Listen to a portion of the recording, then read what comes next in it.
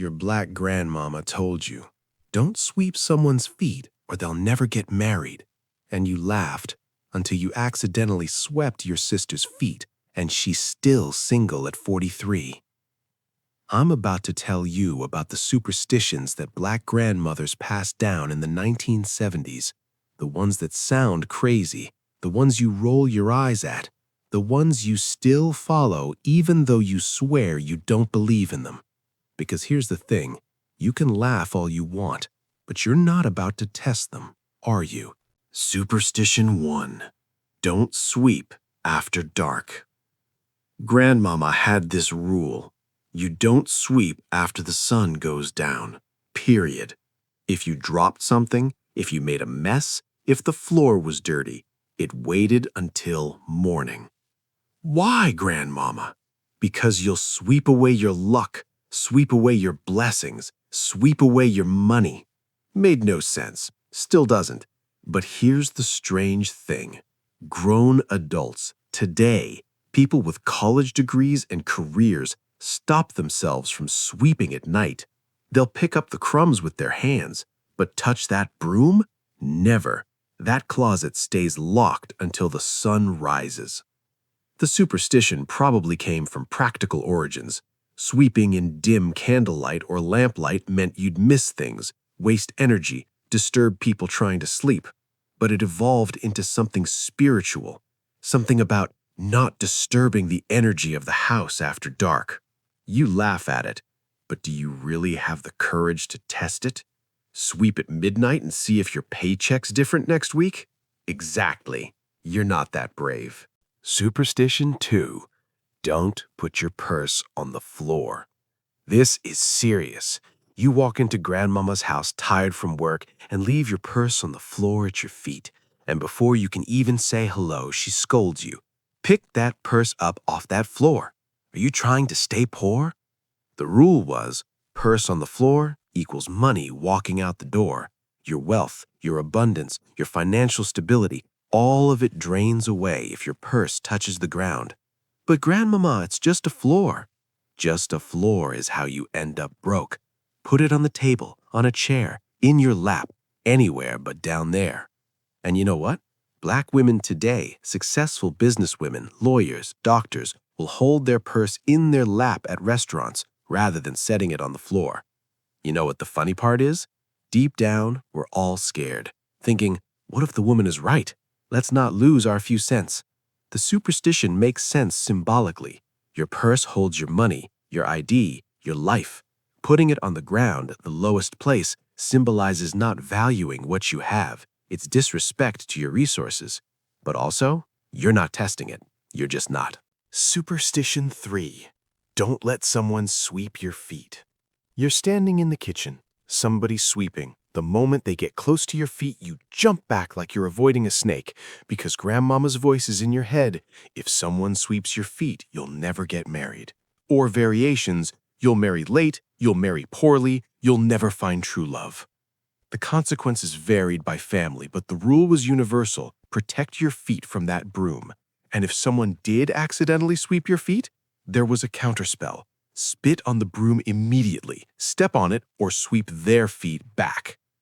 Ridiculous? Yes, but you still follow it, don't you? You still move out of the way when someone's sweeping near you, because why risk it? Finding someone to marry is hard enough without cursing yourself over a broom.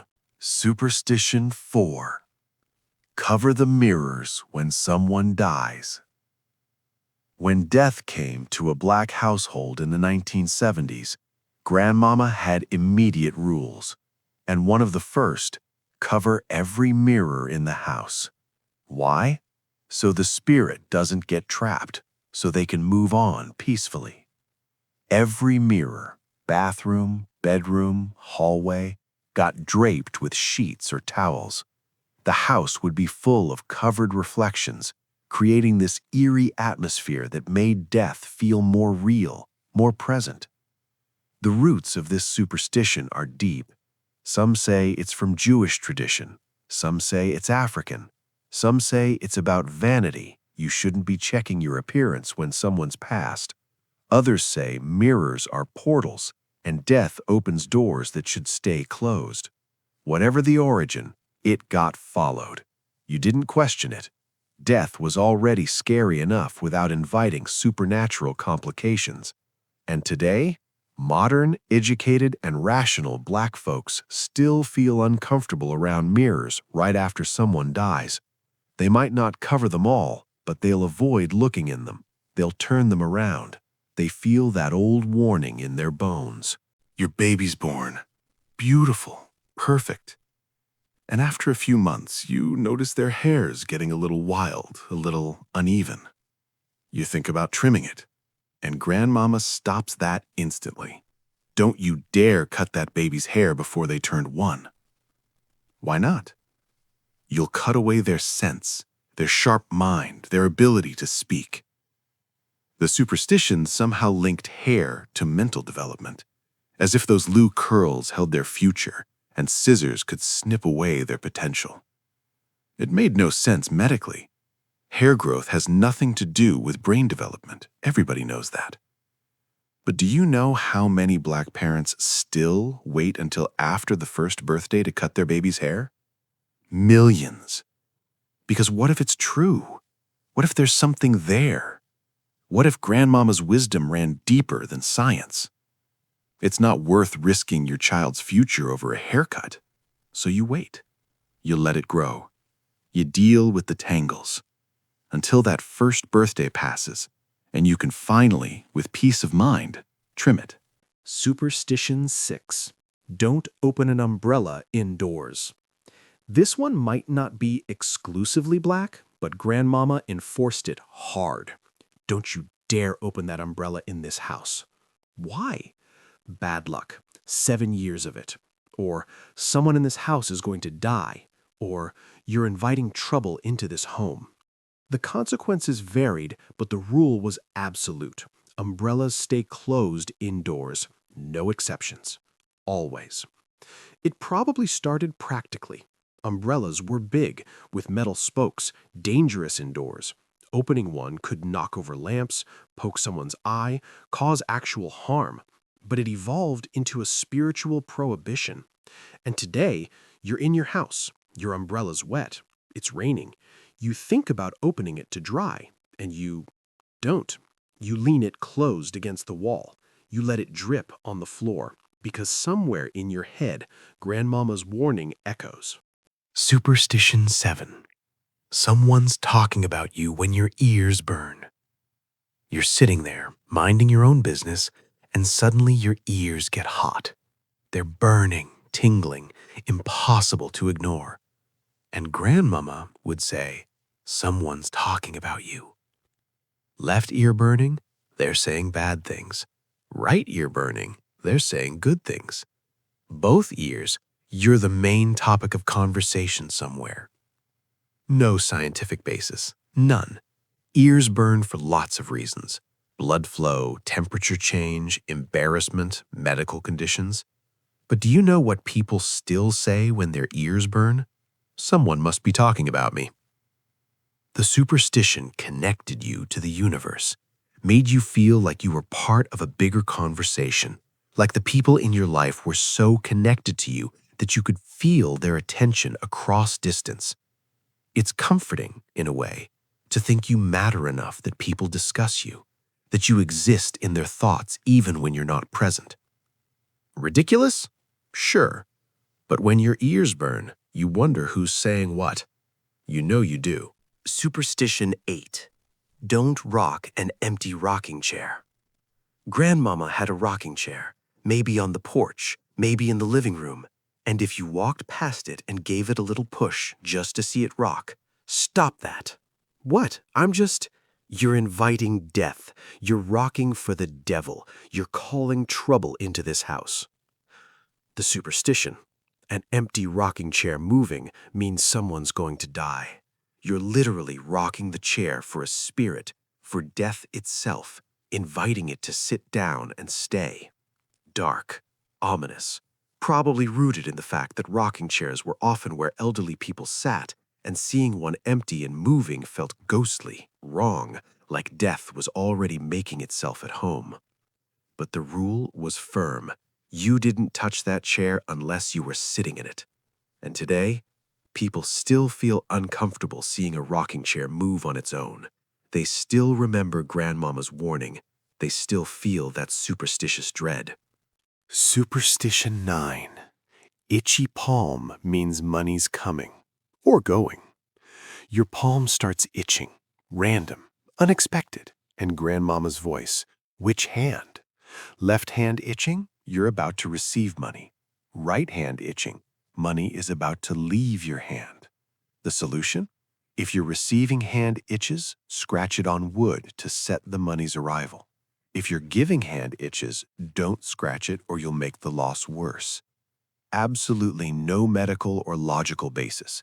Itchy palms are just itchy palms.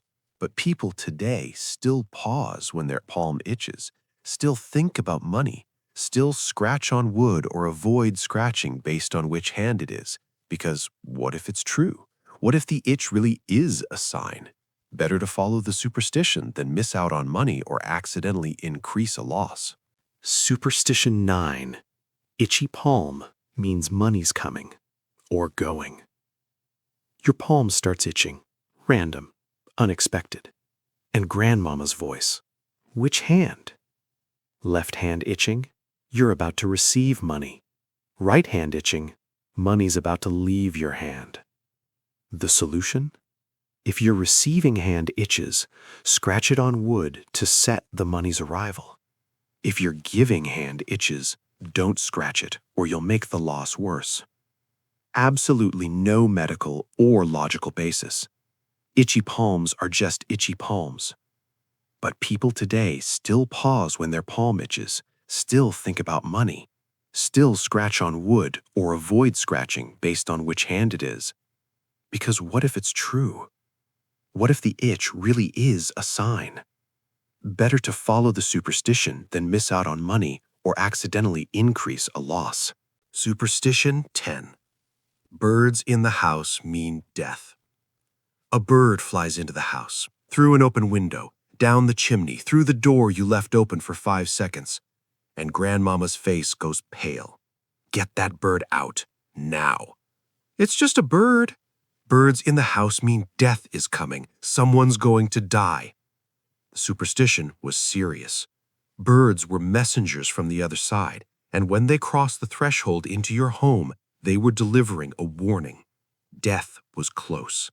You have to get the bird out, but do not harm it. Otherwise, you'll make things worse while trying to fix them. You'll multiply the curse. You had to guide it back outside, back to its world, and then you had to cleanse the house. Pray. Burn sage if you had it. Do something to reverse the omen. Today, modern people know birds fly into houses by accident. They're looking for food. They're confused. They're just birds. But when it happens, there's still that moment of fear, that remembered superstition, that thought, I hope this doesn't mean what the superstitions really meant. Here's what I've realized. These superstitions weren't really about luck or spirits or death. They were about control. Black people in the 1970s and for generations before had so little control over their lives. Racism, poverty, violence, discrimination. The world was hostile, unpredictable, dangerous. But superstitions gave you power. Small power, symbolic power, but power nonetheless. You can't control whether you'll get hired, but you can control whether your purse touches the floor. You can't control systemic racism, but you can control whether you sweep after dark. You can't control death, but you can cover the mirrors and follow the rituals. Superstitions were ways to feel like you had influence over your fate, like your actions mattered, like you could protect yourself and your family through small, careful behaviors. And they built community. Everyone followed the same rules. Everyone understood the same symbols. When you visited someone's house and didn't put your purse on the floor, they knew. You were part of the culture, part of the understanding. To wrap it up, friends, science says there is no such thing. Logic says don't be ridiculous. Sweeping at night doesn't actually affect your finances. Opening an umbrella indoors doesn't cause death. Birds are just birds. But here's the thing. You're still following them, aren't you? You still move your purse off the floor. You still wait to cut your baby's hair. You still avoid sweeping near someone's feet. Because maybe, Grandmama knew something we don't. Maybe there's wisdom in these old beliefs that we can't explain with logic or science.